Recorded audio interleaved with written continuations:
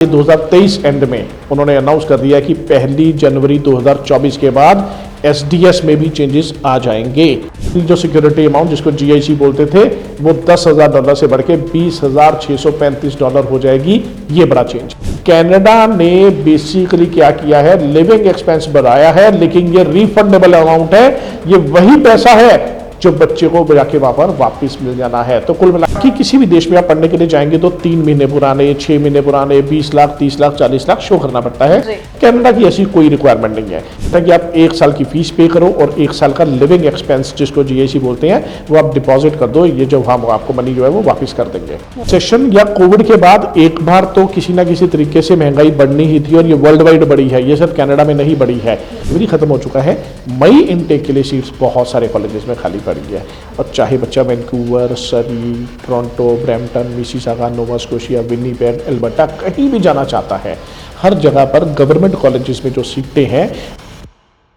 नमस्कार, सत श्री अकाल, आदाब, स्वागत है आप सभी का प्रोग्राम बात विदेश की में। जी हाँ, इस प्रोग्राम में लगातार आपको बताएंगे विदेश जाने के जो इच्छुक रहते हैं स्टूडेंट्स और जो टूरिस्ट जो है घूमने जाना चाहते हैं अलग अलग कंट्रीज में, उनके बारे में क्या अपडेट्स है, क्या वीजा अपडेट है और कंट्रीज में क्या माहौल चल रहा है, इसके बारे में जो है लगातार बात करते रहेंगे। तो सीरीज जो है हम शुरुआत करने जा रहे हैं, जिसके लिए सबसे पहले आपसे गुजारिश करूंगी कि आप जो है बने रहिए हमारे साथ, हर अपडेट आपके साथ जो है साझी करते रहेंगे। सो बात विदेश की में आज का जो टॉपिक रहेगा वो रहेगा कनाडा के बारे में। जैसे कि आप जानते हैं कनाडा ने कुछ रूल्स जो है चेंज किए हैं, जिसकी मार्केट में काफी खबर सुनने को मिल रही है। इसमें कितनी सच्चाई है और कौन से रूल्स चेंज हुए हैं, अगर चेंज हुए हैं, इसी के बारे में जानकारी लेते हैं। हमारे साथ इस प्रोग्राम में आज मौजूद रहेंगे Capri education and immigration services के डायरेक्टर मिस्टर नितिन चावला। नमस्कार। नमस्कार जी। तो सर, पहले तो कनाडा के रूल्स चेंज हुए, ये खबर मार्केट में आई है, पहले तो इसमें सच्चाई है या नहीं ये बता दीजिए। बिल्कुल सच्चाई है जी। देखिए साक्षी, कनाडा हर 5 साल के बाद कोई ना कोई चेंज करता है जी। 2018 में कनाडा ने कुछ चेंजेस किए थे, एसपीपी को एसडीएस में कन्वर्ट किया था। अब आके 2023 एंड में उन्होंने अनाउंस कर दिया कि 1 जनवरी 2024 के बाद एसडीएस में भी चेंजेस आ जाएंगे जी। तो कुल मिला के एक अमाउंट होती थी जो सिक्योरिटी अमाउंट जिसको जीआईसी बोलते थे वो $10,000 से बढ़ के $20,635 हो जाएगी। ये बड़ा चेंज। तो तभी मार्केट में कहा जा रहा है कि कनाडा जाने के लिए अब काफी ज्यादा पैसे खर्चने पड़ेंगे, ये भी या क्या सच है या सिर्फ जीआईसी का अमाउंट बढ़ा है? अनडाउटेडली ये पैसा इन्वेस्ट तो बच्चे को करना पड़ेगा, चाहे ये रिफंडेबल सिक्योरिटी है, लेकिन ये पैसा वापिस आएगा जिसको जीआईसी बोलते हैं। ओके, तो ये रिफंडेबल है लेकिन ज्यादा हो गई आगे से अमाउंट इसकी जी। और क्या क्या रूल्स चेंज हुए हैं? देखिए, मेजर रूल तो जीआईसी के लिए चेंज हुआ है। जीआईसी होता क्या है, पहले मैं आपको क्लियर कर दूं। जीआईसी एक गारंटेड इन्वेस्टमेंट सर्टिफिकेट होता है। होता क्या है कि कनाडा में आपको कोई फंड शो नहीं करने पड़ते। बाकी किसी भी देश में आप पढ़ने के लिए जाएंगे तो 3 महीने पुराने, 6 महीने पुराने, 20 लाख, 30 लाख, 40 लाख शो करना पड़ता है। कनाडा की ऐसी कोई रिक्वायरमेंट नहीं है। कनाडा कहता है कि आप 1 साल की फीस पे करो और 1 साल का लिविंग एक्सपेंस जिसको जीआईसी बोलते हैं वो आप डिपॉजिट कर दो। ये जो हम आपको मनी जो है वो वापस कर देंगे। तो कुल मिला के ये पैसा पहले $10,000 होता था, जो उन्होंने बढ़ा के डबल कर दिया, $20,635 कर दिया।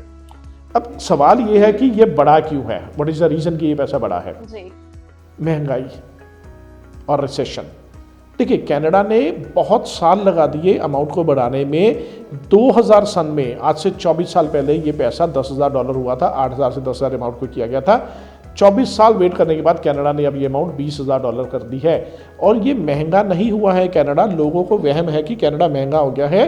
कनाडा ने बेसिकली क्या किया है, लिविंग एक्सपेंस बढ़ाया है, लेकिन ये रिफंडेबल अमाउंट है। ये वही पैसा है जो बच्चे को जाके वहां पर वापस मिल जाना है। तो कुल मिला के तो पैसा आपका ही है, इंडिया में भी आपका है, कनाडा जाने के बाद भी पैसा आपका ही है। तो ऐसा है कि ये मेजर रूल चेंज हुआ है, इसके अलावा कनाडा जाने में कोई और दिक्कत तो नहीं आएगी? There is no problem at all. Visa success rate is far higher than before. इस टाइम पे तो हर बच्चे का वीजा आ रहा है। आज की डेट में अगर किसी की 4 रिफ्यूजल है वो भी अप्लाई कर ले, 5 रिफ्यूजल है वो भी अप्लाई कर ले, 6 बार रिफ्यूज हुआ है वीजा तो भी अप्लाई कर ले। Canadian visa success rate is very high.